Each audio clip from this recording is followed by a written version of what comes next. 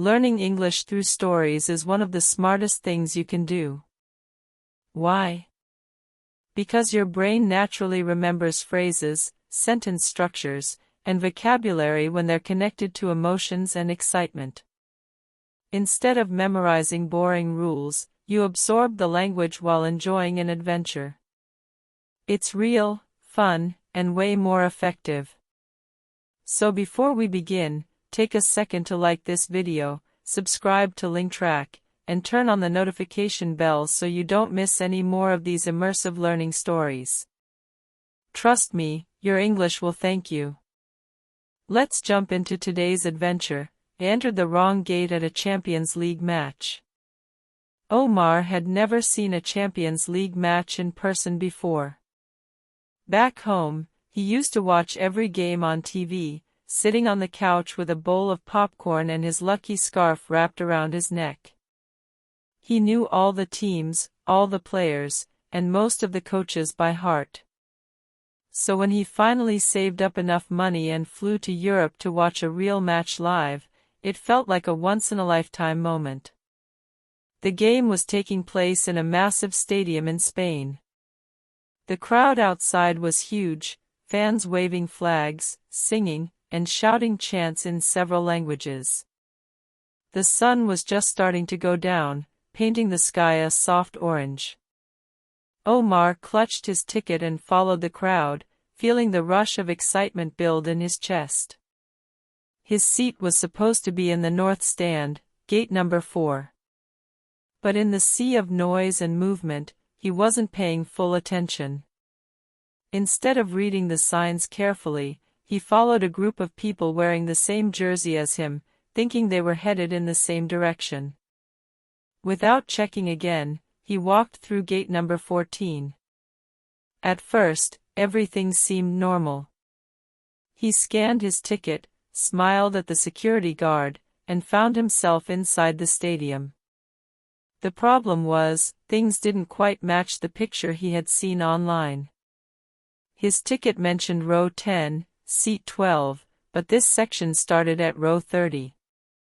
Confused but trying not to panic, he walked up and down the stairs, scanning each number on the plastic chairs. Then he noticed the banners. They were not for his team. Instead of the bold blue and red flags he expected, the seats around him were covered with green and white colors. Fans wore different scarves. Some stared at him with puzzled looks. A few even gave him polite but suspicious nods. Omar froze. He had entered the wrong side, the rival fans section. Suddenly, the noise changed. The teams were coming out. The entire section erupted into cheers, but for the other team. Omar stood there, wearing the wrong jersey, in the wrong seat, in the wrong part of the stadium. He thought about quietly leaving, but it was too late. The stairs were full of people, and security had already started blocking movement between sections. He was stuck. So he sat down. He lowered his scarf just enough to not stand out, clapped politely when the rival team scored a goal, and tried to blend in. It was like being a secret agent behind enemy lines, except he wasn't trained for this. As the match went on, he couldn't help but laugh to himself. He wasn't cheering for his team out loud, but he was still seeing them live, and that was enough.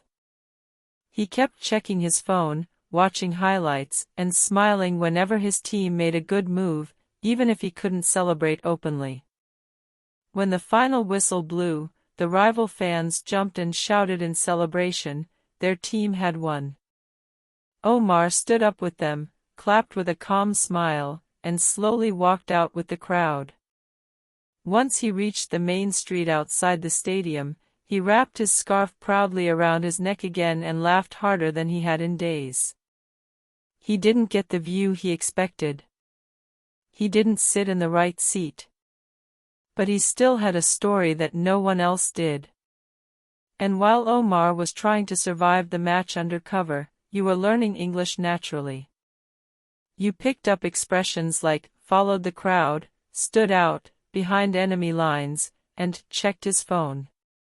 You heard how actions build suspense and how feelings like confusion and excitement are described clearly in English. That's the power of storytelling. It helps you learn without even realizing it.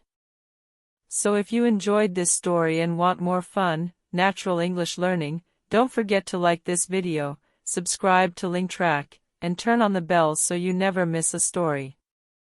Now tell us in the comments, have you ever gone to the wrong place by mistake? What happened? We'd love to hear your story, and it's the perfect way to practice your English too.